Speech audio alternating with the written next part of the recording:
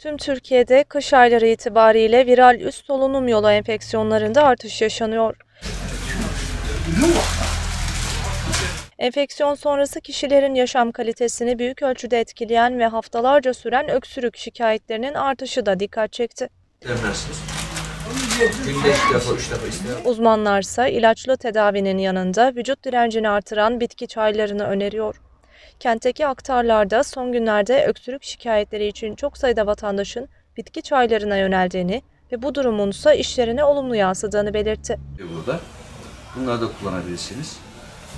Öksürük için özel kış çaylarının yanı sıra meyan kökü, hatmi çiçeği, özel pekmezli macun ve şurupları önerdiklerini ifade eden aktarlar, bitki tüketiminde de aşırıya kaçılmaması gerektiğini vurguladı.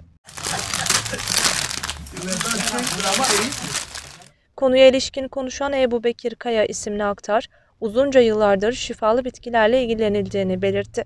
Bitkisel olarak da bizim tavsiye edebileceğimiz şeyler yani klasik ıhlamur, adaçayı tarzı şeyler ya da bizim yaptığımız karışımlar var hazır. Kışın tüketilebilecek karışımlar, bitkisel terkipler.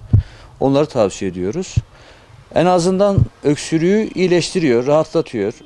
Bir de bununla beraber çok fazla sıvı tükettiğiniz için bağırsaklardan o virüsün atılımı daha hızlı oluyor. Ondan sonra macunlarımız var. Bağışıklık sistemini güçlü tutabilecek. Bunları tavsiye ediyoruz. İş noktasında da tabii bizim kışın işimiz potansiyel olarak daha çok artıyor. Hastalıklar kışın daha çok yayıldığı için bize halkımızın, insanlarımızın talebi, teveccühü daha fazla oluyor. 30 yıllık aktar Abdülgani Kaya ise en çok öksürük şikayetinden dolayı vatandaşların kendilerine geldiğini dile getirdi. Öksürük oluyor, boğaz dolmaları oluyor, nefes sıkıntısında zorluk çekiyorlar. Bunlar oluyor yani genelde.